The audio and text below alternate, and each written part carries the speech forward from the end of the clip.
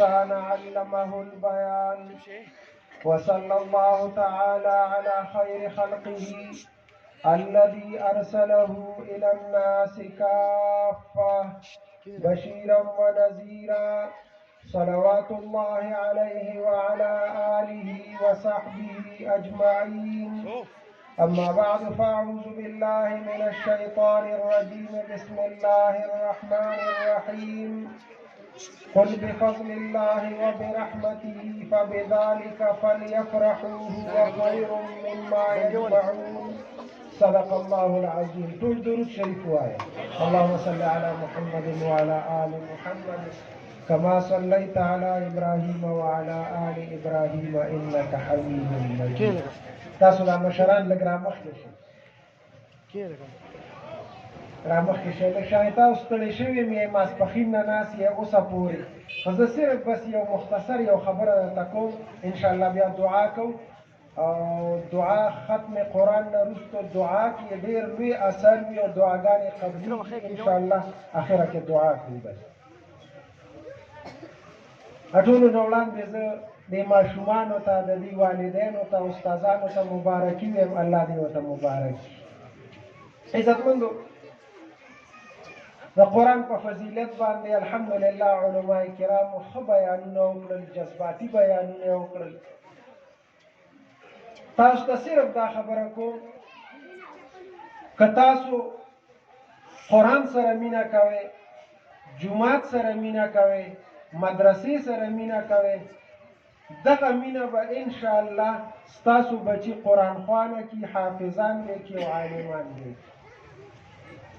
پیغمبر علیه السلام په زمانه کې د یو جومات امام هغه به ټول منځونه په قل هو باندې کول، سوره اخلاص باندې کول. هغه مقتدیانو شکایت وکړ پیغمبر علیه السلام ته، وی زمونږ دا امام دی د جومات دی ټول منځونه په قل هو باندې کوي. یا رسول الله دا خو مکروه کار کوي دی. پیغمبر علیه السلام هغه امام راوغوښت، وی ته ولې ټول منځونه په قل هو باندې کوي؟ هغه ورته وی یا رسول الله ماله نور سورتونه هم راځي، خو دې سوره اخلاص سره زما مینه ډېره ده، ځکه زه په هر رکعت کې سوره اخلاص وایم. پیغمبر علیه السلام ورته وفرمایل، وی د دې صورت مینه به تا جنت ته ورسوي. قرآن د یو صورت سره چې د چا مینه وي انشاءالله هغه له به خدای جنت ورکوي. پیغمبر علیه السلام تبوک ته تللی، غزوه تبوک غټه غزا شوې ده. پیغمبر علیه السلام ته حضرت جبرائیل راغی په تبوک کې، وی یو ستا یو صحابي دی معاویه ابن معاویه مزنی رضی الله تعالی عنه په مدینه منوره کې وفات شوی دی. یا رسول الله ته ځان پسې صحابه ودروه او جنازه وکړه، تا ته خدای پاک جنازه حاضروي. د مدینې او د تبوک په منځ کې 800 میله لار ده.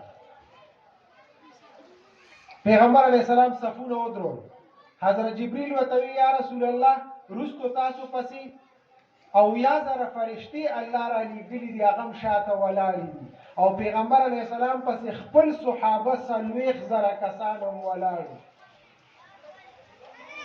جنازه په مدینه منوره کې ده، صحابي هلته وفات شوی دی. ټولې پردې الله ختم کړي. پیغمبر علیه السلام ته حکم وشو جنازه حاضره ده، ته جنازه وکړه. پیغمبر علیه السلام الله اکبر وکړه او جنازه وکړه.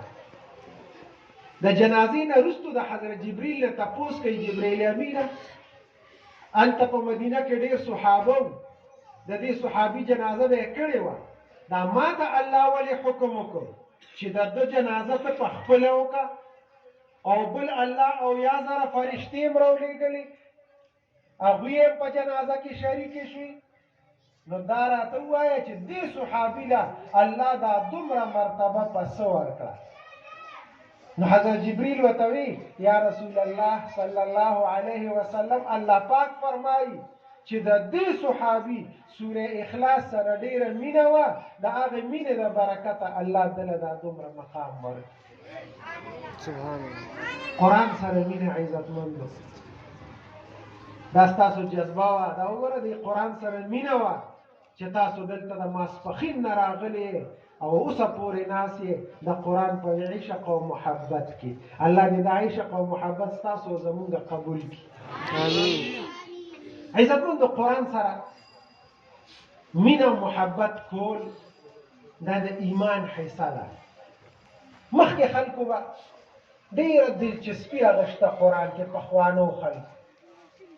حجاج ابن یوسف ته یو ښځه راغله، هغه ښځه ورته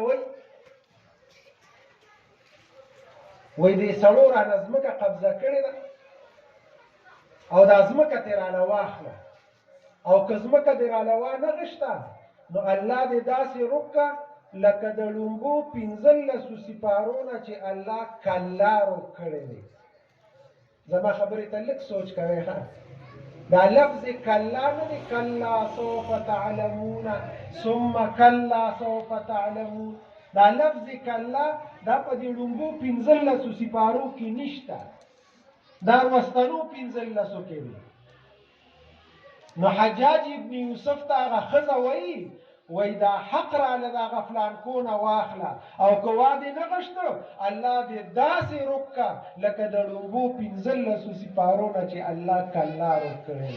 حجاج ابن یوسف حیران شو چې دې زنانه ذات ته وګوره او دې دومره معلوماتو ته وګوره. قرآن دومره معلومات دي ورسره. دا د هغوی قرآن سره عشق او محبت و. پخوانو حافظانو ته به دا یادو چې په قرآن کې الله لفظ څو ځله راغلی دی، په قرآن کې د محمد نوم څو ځله راغلی دی، د حضرت جبرائیل نوم پکې په کوم طرز راغلی دی. دا قصې به غونډې یادې وي. اوس د دې موبایلو د لاسه زموږ علما حافظان هغوی قرآن کې دلچسپي نه اخلي. اوس روژه را روانه ده، د حافظان به ګرم شوي، دوی به اوس یوه سپاره یادوي او د شپې به یې په تراوو کې اورئ. که ورته وایي چې 2 راته واوره پس بیا نشي اورولی. دا موبایل مونږ ته قرآن شوی دی او قرآن راته بو بلا ښکاري. زما یو ملګری دی، ښه عالم دی، نو ما سره ماښام مانځه کې په مدرسه کې ولاړي، نو چې سلام داسې واړی نو به زر موبایل راوباسي. هغه ذکر و اذکار ته مونږ نیو جوړ. زمونږ دا حال دی، خدای خبر چې ستاسو به څه حال دی. غرض مې دا دی عزتمند، که دا خپل اولاد، خپل بچی، خپل مستقبل چې دا ستاسو مستقبل دی او زمونږ مستقبل دی، دا نیکان او صالحان جوړول غواړئ، نو دا طریقه اختیار کړئ چې نیمه ورځ دوی سکول کې تیره کړي، نو چې راشي د سکول نه نو چې نیمه ورځ د دوی په مدرسه او په جومات کې وي. انشاءالله دوی به ډاکټران جوړ شي خو انسانان ډاکټران وي، انجینیران به جوړ شي خو انسانان انجینیران وي، جج او وکیل به جوړ شي خو مسلمان جج او وکیل وي. هر څه ته چې جوړوي جوړ کې، جوماتونه کم دي مولیان ته مه جوړوي، خو چې انسانان ته جوړ کې. او د انسانیت ځای د انسانیت جوړولو لپاره هغه جومات او مدرسه ده. که ستاسو دې سره تعلق وي انشاءالله زموږ دا را روان نسل دا به انشاءالله نیکان او صالحان وي، انسانان وي. او ګینې حالات ډېر خرابۍ طرف ته روان دي. سبا به مونږ به قبرونو کې پراته یو، د دوا به راپسې څوک دي. الله دې ما لم د عمل کولو توفیق راکړي، الله دې تاسو لم د عمل کولو توفیق راکړي. زه خپله د ټولو وروستو شومه، زما اوس بل ځای کې بیان زم روان یم، څنګه چې دا دې ورځو کې لږه منډه یې ډېره، نو دستاربندۍ ډېرې دي، نو زم روان یم چې ته نو ځکه یو مختصر که دعا په جمع باندې کوو، الله زموږ ختم قبول او منظور کړي. اللهم صل علی محمد